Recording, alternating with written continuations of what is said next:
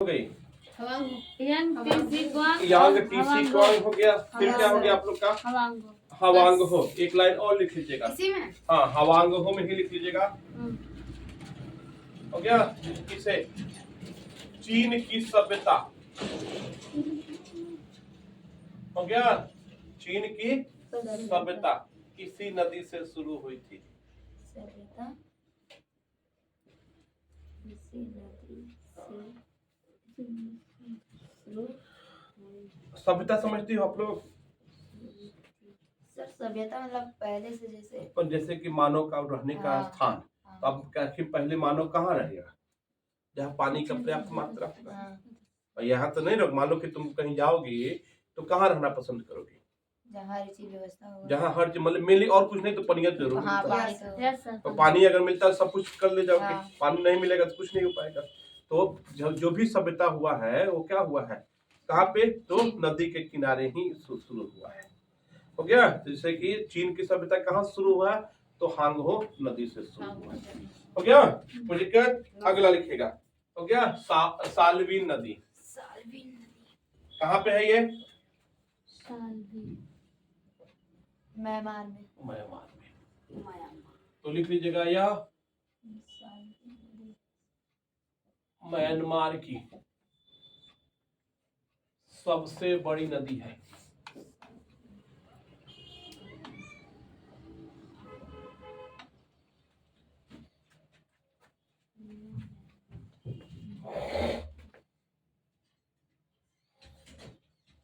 अब इसका क्या है? इरावली। हाँ। बोलो बच्चा। Yes sir. इरावती। इरावली। किससे? म्यांमार का। सर ये भी म्यांमार। हाँ, दोनों देख लो, फिगर देख लो। यस सर, दोनों कि जीवन रेखा कहा जाता है।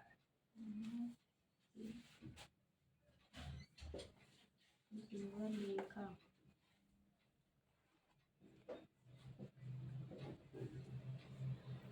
कहा जाता है। हाँ हो गया। इसे इसका जीवन रेखा म्यांमार का क्या कहा जाता है? जीवन रेखा। जीवन रेखा कहा जाता है। तो क्या कोई दिक्कत? अब देखो ब्रह्मपुत्र नदी की बात कर लिया जाए। हाँ। तो ब्रह्मपुत्र नदी का तो ये हम जब भारत का पढ़ाएंगे तब पूरा ब्रह्मपुत्र है। सिंधु नदी का भी कहाँ पढ़ाएंगे? जब भारत का भूगोल पढ़ाएंगे तब पढ़ाएंगे। अब बात कर लेते हैं दजला और फरात नदी। तुर्की में।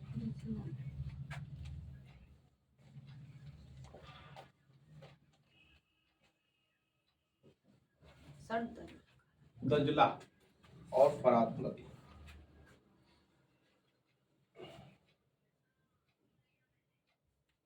हो गया। तो अब देखो तुर्की में एक पर्वत श्रृंखला देखो लिखवा है। क्या पर्वत श्रृंखला है? बोलो बच्चा। टारस पर्वत श्रृंखला। क्या था? टारस पर्वत श्रृंखला। हाँ सर, ज्यादा टारस पर्वत श्रृंखला लिखवा है। हाँ सर। बोलो। तो वहीं से किसका उद्गम हुआ है? एक तरफ से तो दजला का हुआ है और एक तरफ से किसका हुआ है? फरात का हुआ है। और दोनों नदी कहाँ मिली है? हो गया। तो अल वसरा पे मिला है। अल वसरा। और वहीं से क्या हो गया? संयुक्त धारा निकल के आ गई है। और कहाँ मिल गई है? तो फारस की खाड़ी में मिल गई है। फारस की खाड़ी। हाँ।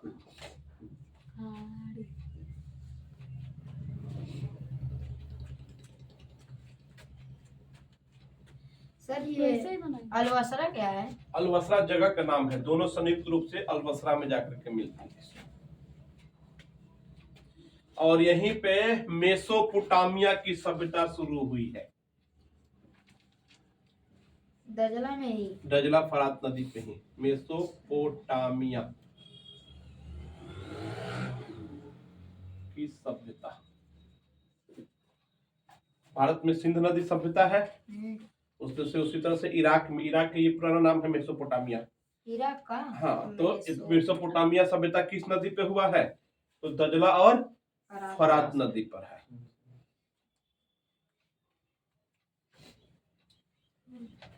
हो गया, कोई दिक्कत? एक और बचा हुआ है, कौन सा? बोलो भैया। आमूर नदी रूस में।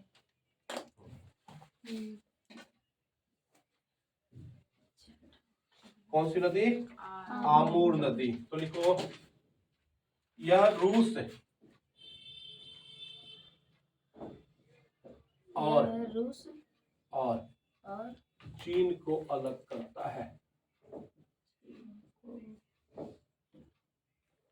अलग करते हैं। किसे अलग करता है? चीन और यह रूस और चीन को क्या करता है? अलग करता है। अच्छा, आमूर नदी। हाँ, आमूर नदी। तब तो ये बीच में होगा ना? हाँ, यही बसता है। अच्छा। और कहाँ जाके गिर जाता है? तो प्रशांत महासागर में जाके गिर जाता है। कोई दिक्कत नहीं। अब हिंट डालिए आप लोग। एशिया की प्रमुख जनजातियां, बहुत इंपॉर्टेंट है। एशिया की प्रमुख जनजातियां मिटा दे।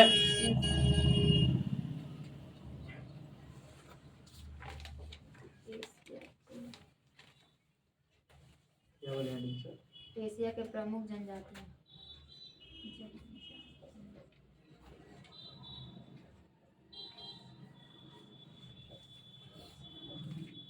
एशिया की प्रमुख जनजातियां। तो तुर्की हो गया, ईरान हो गया और इराक हो गया। कहाँ पे सब सटे हैं देख लो आप लोग। ईरान नहीं देखी? अरे बचवा, ये भारत है। हाँ। हाँ। क्या दिख रहा है? अच्छा। ईरान है तो टर्की है।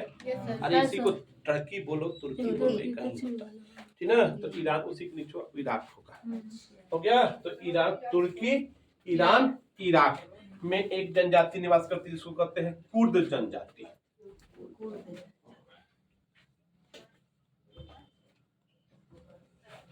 कौन सी जनजाति? कुर्द जनजाति।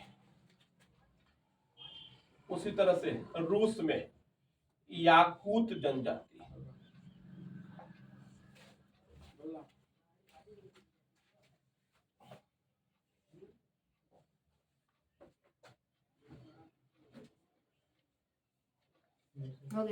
हो गया। मंगोलिया में मंगोल जनजाति। ये तो याद करने की जरूरत नहीं है। मंगोलिया में मंगोल हो गया। म्यांमार में कौन सा हो गया? रोहिंग्या जनजाति, जो इसमें भारत में परेशान कर रहे हैं सब। रोहिंग्या जनजाति। बांग्लादेश में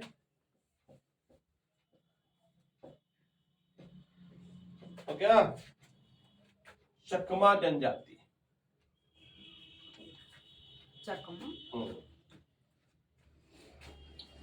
हो गया। कजाकिस्तान में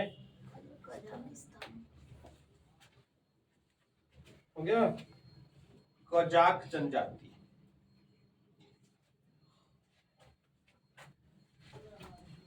किर्गिस्तान में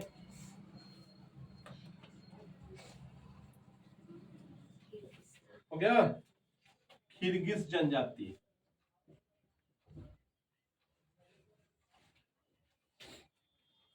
अफगान में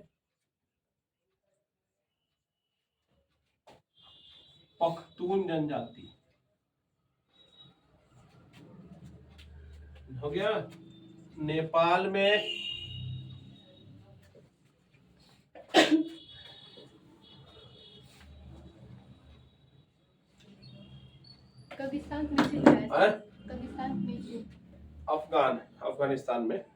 अफगान में कौन सा? पख्तून जनजाति। नेपाल में शेरपा जनजाति। हो गया। नेपाल में कौन सा? शेरपा जनजाति और भोरात जनजाति। नेपाल में ये भी? हाँ, नेपाल में शेरपा जनजाति और भोरात जनजाति।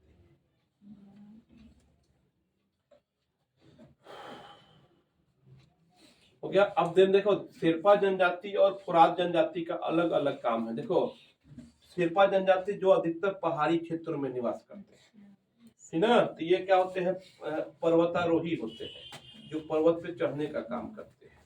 और शेरपा फुरात जनजाति ये क्या होता है, वहां पे कृषि का काम करते हैं, ठीक है। तो जिससे नेपाल जाओगे तो कहीं मैदान है तो कहीं पहाड़ भी तो है ना। तो पहाड़ी क्षेत्रों में कौन रहते हैं, शेरपा जनजाति। जबकि फुरात जनजाति कहाँ पे, तो कहाँ पे, समतल भागों में। इनका मेन काम क्या है, कृषि का। ये क्या है, कृषक है। हो गया, कोई दिक्कत आप लोग को, बोलो बच्चा। तो नेपाल में हो गया आप लोग का, ये हो गया प्रमुख जनजाति। हो गया, किसी को कोई दिक्कत। अब कल आप लोग को आखिरी पढ़ा देंगे तो एशिया के प्रमुख खनिज कौन कौन से हैं, ठीक है ना। डाल दें। हाँ, ये एशिया के प्रमुख खनिज, ये कल खत्म हो जाएगा एशिया। उसके बाद हम आ जाएंगे भारत के भूगोल में।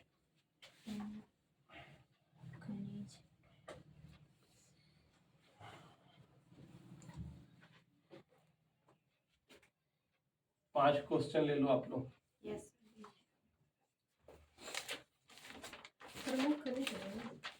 एशिया के प्रमुख खनिज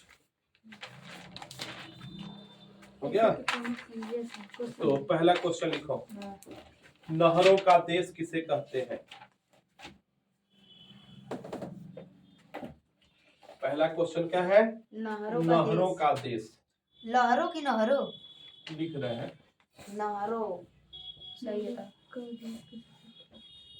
किसका देश, नहरों का देश किसे कहा जाता है। हाँ, नदियों का देश। हो गया, महाराष्ट्र की। ये देखो, ये क्वेश्चन जो छोड़े थे फिर आज आप दे रहे हैं, महाराष्ट्र या पश्चिम की, पश्चिम भारत की सबसे ऊंची चोटी। अच्छा, भारत की। हो गया, पूर्व का मोती।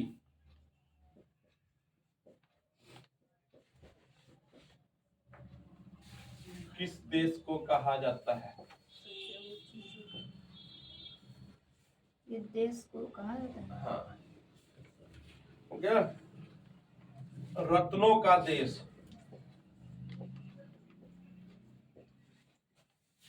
किसे कहा जाता है,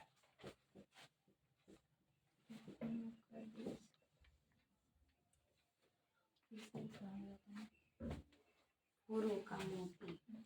हो गया, ये पांच क्वेश्चन है। पहला क्या है, नहरों का देश किसे कहा जाता है, नदियों का देश किसे कहा जाता है, महाराष्ट्र या पश्चिम भारत की सबसे ऊंची चोटी कौन सी है। फिर क्या है, पूर्व की मोती किस देश को कहा जाता है। फिर क्या है, रत्नों का देश किसे कहा जाता है, ठीक ना। ये पांच क्वेश्चन कल आंसर बताएंगे, ठीक ना। सुन लो, पहले जरा तुम लोग देखा करो तो कम से कम लाइक कर दिया करो ना। सर करते हैं। पता चला कि व्यू तो 50 आया है लेकिन लाइक आया है 5-10 आया है,